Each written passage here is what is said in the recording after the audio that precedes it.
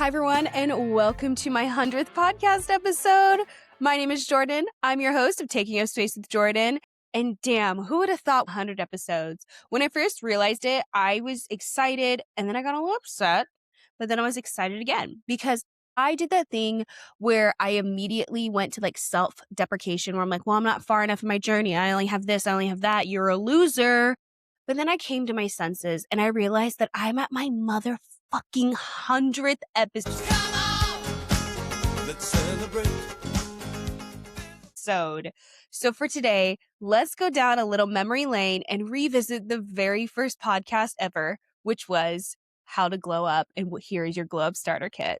And honestly, it was a little cringe listening to myself because when you first start a podcast, which if you've ever been interested in starting a podcast, the first thing that you are going to do is hate the sound of your voice. You are going to hate the way you present. You're going to hate the way that you look on camera, and you're going to do all of these tips and tricks to figure it out. But the only thing that matters is you feeling comfortable in front of the camera, is you feeling comfortable holding the mic. And I've even gotten a lot more lackadaisical about how my setup is. I'm literally sitting on the floor in front of my couch because this feels more like me. This feels more like having a genuine conversation with besties, and we're just talking about life and we're talking about our mistakes and where we're going and where we're growing and where we're learning. And so if you are interested in starting a podcast, going back and re-listening to your episodes, try to listen to yourself with grace. And honestly, this is like with anything that you first start out at. You're just trying to start. And then eventually you might be 99 episodes later. And that's pretty cool. I feel like I'm flexing over here with 100 episodes. And so that is leading us into our moment of joy.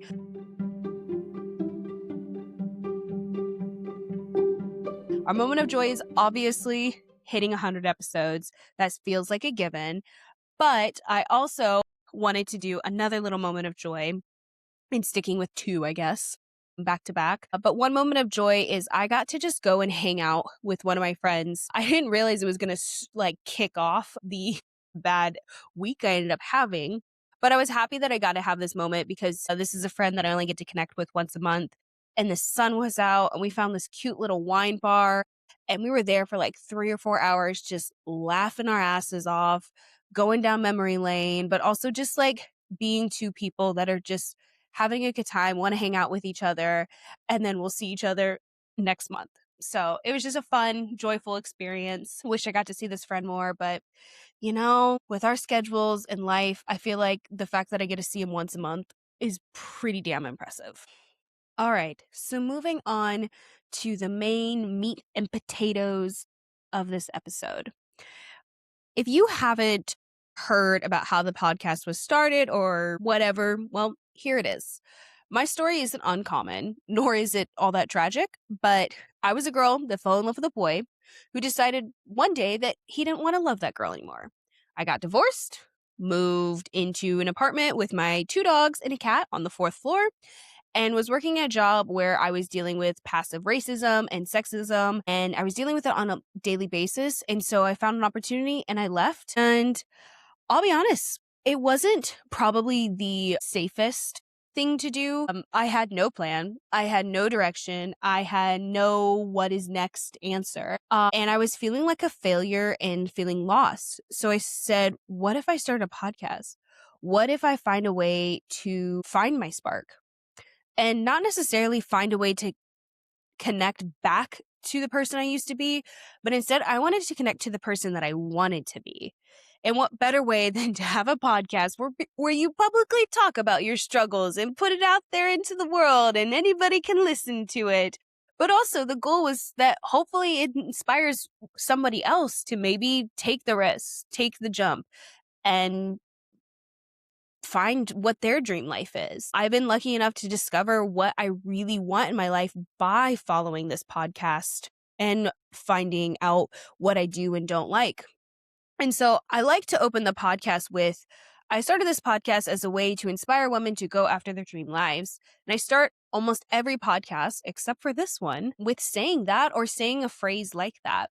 And the real reason I say that almost every podcast is that it is a reminder to myself that every day I am working towards becoming the person that I want to be, which is why when I was brainstorming my first episode, I thought, why not a glow up checklist? It was something that was kind of trending at the time, and I think it is kind of honestly still. And I was still under this illusion that one episode meant 50,000 listeners immediately. I also started with what felt like what I most needed at the time. So today, we're going to look at that checklist and we are going to see how relevant it is today and if it holds up still and what I would change about it with knowing what I know now. So let's get into it. I will say one of the most shocking things is there's not much that I would actually change about this list. I was kind of new in what I was talking about, but the first part of this 2024 glow up list was that it was actually pretty decent. It was centered around 10 things, but I quickly want to call out a few that actually ended up realistically being the ones that actually genuinely worked for me and that I still follow through to this day. So again, in total, there were 10, but the top 7 I kind of narrowed it down were confidence boosters, skincare essentials, wardrobe staples, makeup basics, fitness, mindful practices, and social interaction. They were the most impactful because I can only focus on so much at one time. And honestly, these kind of were all connected. My wardrobe staples changed as I worked on my fitness goals. Skincare, fitness, and makeup, they all go hand in hand. Mindful practices like setting boundaries tied directly into social interaction. And confidence boosters connected with mindful practices because my affirmations helped me maintain my boundaries and start to develop my own sense of self trust and self worth. It's all woven together. But on the days when I'm feeling meh, I know I need to reset with these confidence boosters. I will be the first one to say that most affirmations are corny, but that's kind of the point. But here's the thing when you find the confidence boosters, the affirmations specifically that I'm talking to, when you find the ones that work for you, it almost feels like a prayer, but not to like a god or a deity, but to the universe. I am not a godly woman, but as I have gotten older, as I have navigated some of the darkest parts of my life, I have to believe that there is a plan within the universe for me. There's something comforting about that. And I know that there is more for me, and I believe that to my core. So when I speak an affirmation out loud, I believe it. I say it to myself over and over again. On the good days, I say it as a reminder that this is a step closer to what I want. And on the bad days, I say it as a way to remind myself that this isn't the end all be all. So don't be embarrassed to write out your affirmation, to say it out loud, to speak it into the universe so she knows what you're trying to put out there. And I really wanted to call out affirmations because there were some days when I would just be lying in bed, super sad. It didn't matter if I'd worked out that day. It didn't matter if I checked off everything on my to-do list. It didn't matter. But then I would remember that affirmation that I had given myself maybe a month ago, maybe a week ago, maybe even that morning. And it would chant in my head. And that would be the thing that got me out of bed because it would get louder and louder and louder. And so I want to share a few of my most recent affirmations as I am as I've hit this milestone of 100 podcast episodes. And the first one is one that I believe true to my core, and I believe that it can resonate at any time of the day and year. It all works out. The other one is someone out there needs your writing. The second one is because if you've listened to the podcast, I am writing a book. I'm writing a romance novel. It's almost done. It is almost ready for beta readers. I'm starting the line by lines. Well, I started them this week. I'm very excited for it. It is filled with laughter, trauma, some spice, and it's super good, which I'm going to plug real quick. If you are interested in being a beta reader, my Midwest came out right there, a beta reader, then you can go to my website at www.takingupspacewithjordan.com/author era. There's also a little thing up at the homepage that you can check out as well. But back to our little episode here. The point of affirmations is that they are easy to recall. They are lodged into your brain. And so You have to find what works for you. Create what works for you. If you think they are silly, then leave them. Don't do them. But if you don't, if there's just a part of you that thinks, maybe I should give this a go, start small, start easy, start with things work out with for me, start with my dreams matter. Anything, just a couple of words, a couple of phrases that you can just kind of chant to yourself as the day goes on. So now I want to move on to what I would add to the list or highlight more, which is creating your community, knowing what you actually want, and creating time to be a kid. So part of a glow up is having a community that supports you and encourages you and acts as a board of directors.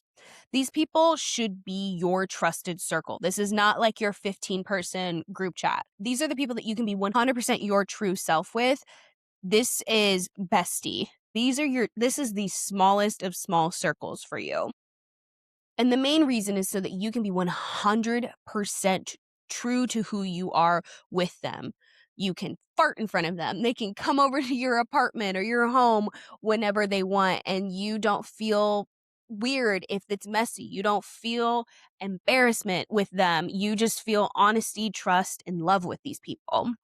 My own personal community is a huge part of my own glow up.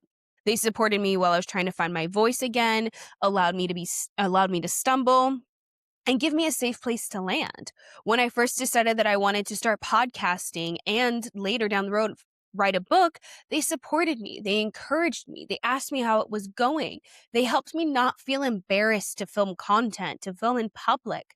And then to eventually start posting on YouTube, which is one of my biggest audiences. Shout out YouTube. The thing about community is when you build your community, when you have these just couple people in your corner that are always there, they're the ones that are cheering for you when no one else is standing up.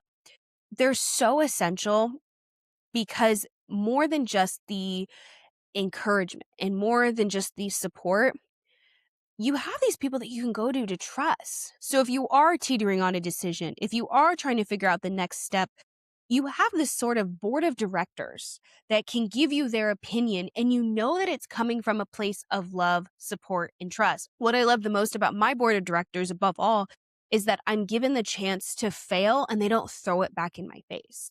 I can tell them I failed and they turn around and tell me to try again. They remind me who I am and why I need to keep going. I glow because the people that are supporting me make space for me to glow, and I reciprocate that. We reciprocate making space for us to be crazy, to be weird, to be loud, and to just be ourselves. You have to find people that create a safe environment for you to glow, which leads us into our second one, knowing what you want and knowing how you want to glow. And the reason I believe this needs to be on your glow up list, if it is not, is because it is so easy to fall into the trap of following someone else's routines, dreams, and whatever on social media. It's so easy to say, that looks really cool. I want to do that. That's what I want to do. And then you start doing it and you're realizing it's not connecting with you because it's just something that you casually saw while scrolling. And the TikTok algorithm, Instagram algorithm, all of them, they're going to feed you things that sound kind of interesting, that sound kind of good to you. And so I want to be clear, though, really quick before jumping down this so no one jumps down my throat. I'm talking about my experiences to hopefully get you inspired to think about your own routines, your own dreams, not for you to copy and paste because you think it has to work for you. This has to be the thing. There's nothing wrong with trying things on and, trying to figure out what works for you and finding inspiration from others. But when you start to copy and paste, that's when you lose your identity. And that's when it becomes less about you and more about fitting some box, some aesthetic that you've decided that you're trying to fit into. So my schedule, my life, they might not work for you because they weren't built for you. They were built for me, myself, and I. They were built for my dogs, Nina, Appa. They were built for my cat, Morty. They were built for my job. They were built for my writing. They weren't built for you. And so when you see me post on TikTok, when you see me post on Instagram about routines and stuff, that is just to remind you to figure out what your routine works for you. And over the past 2 years, what I've discovered when it comes to finding out what you want is the common theme for me is creative time. Being able to be creative, time to pour into the things that bring me joy, which led me to my rediscovery of actually writing. When you give yourself the chance to do what you want, to align with what you want, life doesn't feel as hard. It doesn't feel as impossible or even lonely. You go about finding what you want by trying. So you have to fail. You have to make mistakes, not by being perfect. When you allow yourself to experiment, to explore different paths without the pressure of this immediate success, you create the space for growth. So give yourself permission to discover what lights you up, what makes you feel alive, and what version of yourself you're actually working towards. Not something that you saw on Instagram, not something that you saw on TikTok or wherever. I want you to do what makes you feel special, because that's how you're going to start to glow. You're going to light up when you talk about the things that you actually enjoy. And when you talk about them with the people in your circle, with that trusted community, that board of directors, you're only going to continue to fuel the glow. And soon people are going to need sunglasses to look at you.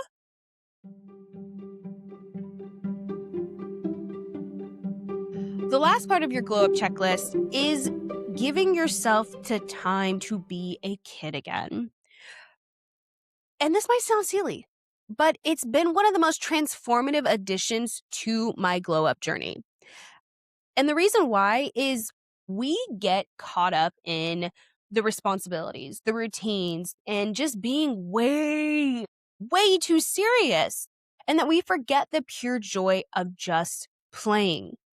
When was the last time you colored? When was the last time you swung on a swing set or went and got ice cream for dinner? When was the last time you did the thing that you said you were going to do when you were a kid and you told your mom, you were like, well, this is what I'm going to do when I'm an adult? And she said, yeah, sure, go do it. Go do it. Go do the thing.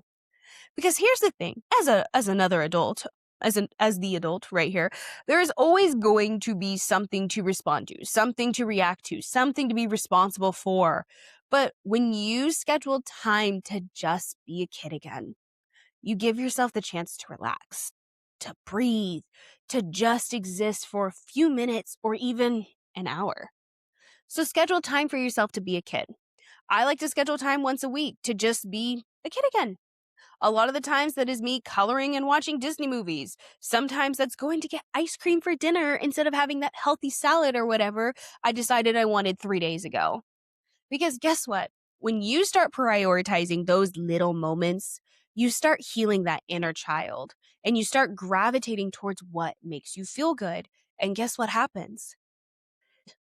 You start knowing what you want. You start going after what you want. And that's the crazy part.